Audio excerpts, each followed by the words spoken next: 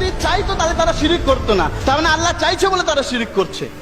তারপরে সেটা আল্লাহর ইচ্ছাতে, আপনি গুমরাহ হবেন সেটাও আল্লাহর ইচ্ছাতে, আপনি ঈমান আনবেন কিনা সেটাও আল্লাহর ইচ্ছাতে। তাকদীর নিয়ে আল্লাহ চেয়েছেন তাই গোমরাহ হয়েছে, আল্লাহ চেয়েছেন তাই শয়তান হয়েছে, আল্লাহ চেয়েছেন তাই জাহান্নামে যাচ্ছে, আল্লাহ চেয়েছেন তাই স্বর্গে যাচ্ছে, আল্লাহ চেয়েছেন তাই শিরিক করছে। শুধু আল্লাহ চেয়েছেন তাকদীরে মাসালা চলে এসেছে। এতদূর যাওয়ার দরকার কি?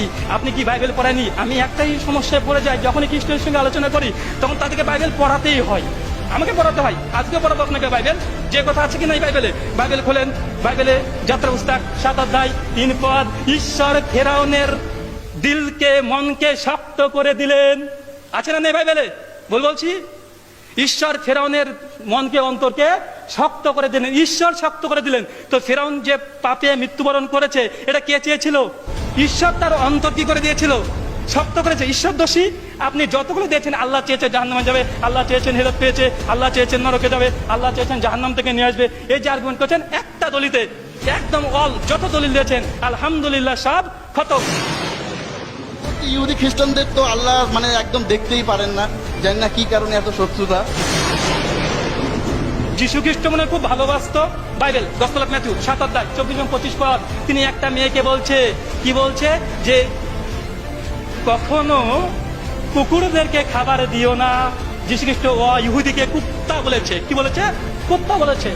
মতি 7 অধ্যায় 6-8 পদে বলছে কুকুর এবং শুয়োরের নিকটে তোমরা এই টুকরাটা দিও না, রুটির দিও না।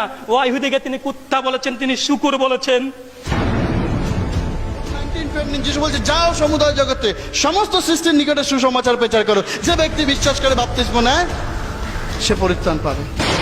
জাতির জন্য এসেছে, শিষ্য করতে বলেছে, কিন্তু মথির 28-19 শেষ বাক্য কেন বলছেন না? ওখানে লিখছে পিতা পুত্র পবিত্র আত্মার নামে বাপ্তিস্ম নেন।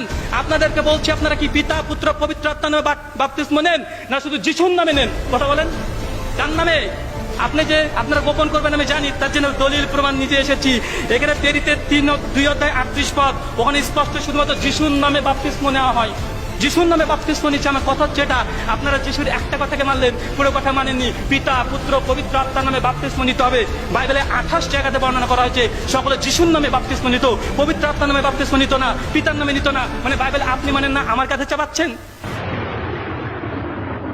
কুকুরকে বলা হয়েছে যে যারা পাপ কাজ করে তাদের সঙ্গে দেখানো হয়েছে, এবং আরেক দল কুকুর হচ্ছে কি, যে বিশ্বস্ত প্রাণী। কারণ বাইবেলে আমাদেরকে ভেড়াও বলেছে যে তোমরা আমার মেষ, আমাদের কোনো অসুবিধা নেই। এটা কোয়ালিটি বুঝিয়েছে, এটা জাস্ট কোয়ালিটি বুঝিয়েছে যে মেষ যেরকম শান্ত তোমরা সেরকম শান্ত।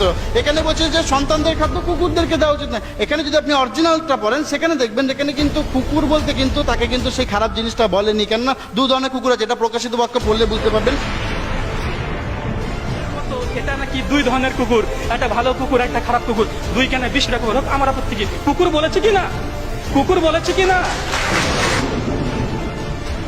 আমি শেষ, আমি জীবন্ত, আমি মরিয়াছিলাম, দেখো আমি যুগান্ত পর্যন্ত প্রতিদিন জীবিত, আমি মরিয়াছিলাম। যিশুর নিজের স্টেটমেন্ট,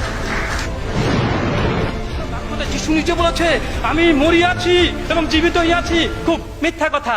প্রকাশিত বাক্য রেভিলেশন, এটা কি স্বপ্ন? কে স্বপ্ন দেখেছে? ইউহান্না তিনি স্বপ্ন দেখেছেন। স্বপ্নতে যিশু এসে বলছে আমি মরিয়াছি এবং জীবিত। ভাই, স্বপ্নের কথা দলিল প্রমাণ। I am the way, true and the life. আমি পথ, আমি সত্য, আমি জীবন। আমি সত্য, আমি জীবন এবং আমি পথ। ভাই, প্রত্যেকটা নবীরা সত্য হয়, জীবন হয় এবং পথ হয়। মূসার সময়তে মূসা সত্য ছিল, জীবন ছিল, পথ ছিল। ইব্রাহিমের সময় ঈশ্বরই সত্য, জীবন এবং পথ। সমস্ত নবীদেরকে বিশ্বাস করি, নিজ নিজ সময়ে তিনি সত্য, জীবন এবং পথ। একটা আয়াত দেখান কোরআনে লেখা আছে খতনা করার কথা, আমি 10টা কাম দিয়ে বস খাবো।